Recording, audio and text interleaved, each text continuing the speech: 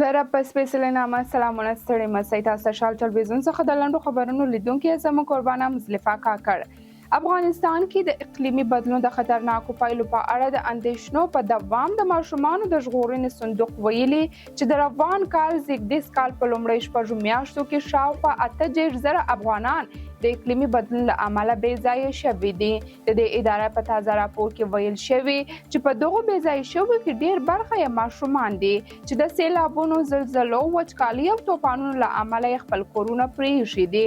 د ماشومانو د ژغورنې صندوق دا هم ویلي چې د دغو بې ځایه شویو شمېر د 2023 کال په پرتله زیات شوی دی. تر دې وړاندې هم یو شمېر نړیوالو سازمانونو په افغانستان کې د اقلیمي بدلون پر ناوړه پایلو اندېښنې ښودلې دي.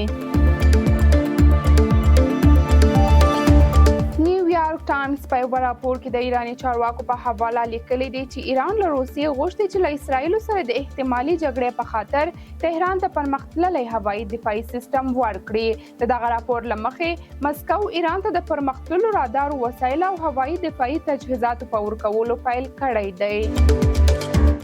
د یورشلم پوسټ راپور له مخې سعودي عربستان اعلان کړی چې ایراني توغندۍ او ډرون ته به اجازه ورنه کړي چې له خپل فضایي حریم څخه پر اسرائیلو برید وکړي. اردن هم په ورته بیان کې ویلي چې غواړي خپل هوایي حریم وساتي. سکای نیوز عربي راپور خبر ورکړی چې د اردن د بهرنیو چارو وزیر ایمن صفدري د یکشنبه په ورځ د ایران حکومتي چارواکو ته خبرداری ورکړ چې د اردن هیواد اسمان د ایران د وسلو پر مخ تړلی دی.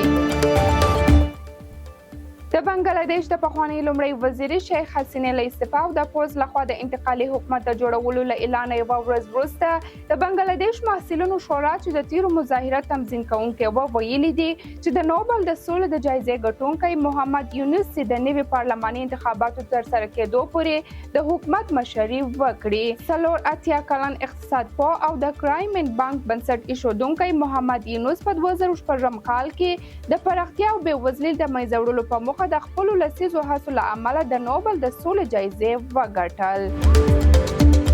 د مالي دولت په دغه هیواد کې د یاغیانو په وروستیو حملو کې د کیف د احتمال رول په اړه له اوکراین سره اړیکې پرې کړې دي. دغه پیښې د مالي حکومت ته سخت ټکان ورکړی. اوکراین په دغه برید کې لاس لرل رد کړي دي. د مالي په شمال کې چې زیاتره اوسیدونکي تبارک قبایل د وسلوالو ډلو ویلي چې دوی تیره میاشت الجزیره پولې ته نږدې لږ تر لږ 45 حکومتي سرتیري او د واګنر شرکت 85 مزدور وسلوال وژلي دي.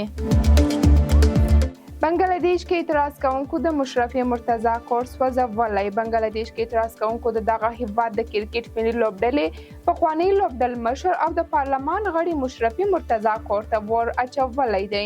بنګلاديش کې له تاوتریخوالو ډک اعتراضونو وروسته لومړی وزیر شیخ حسینه پرون دوشنبه اگست 5 استعفا ورکړه او له هیواده ووتل. مشرفي مرتضی 2013 کال کې د حسینې په مشرۍ د عوامي لیگ ګوند سره یو ځای او پارلماني ټاکنو کې پارلمان ته بریالی شو.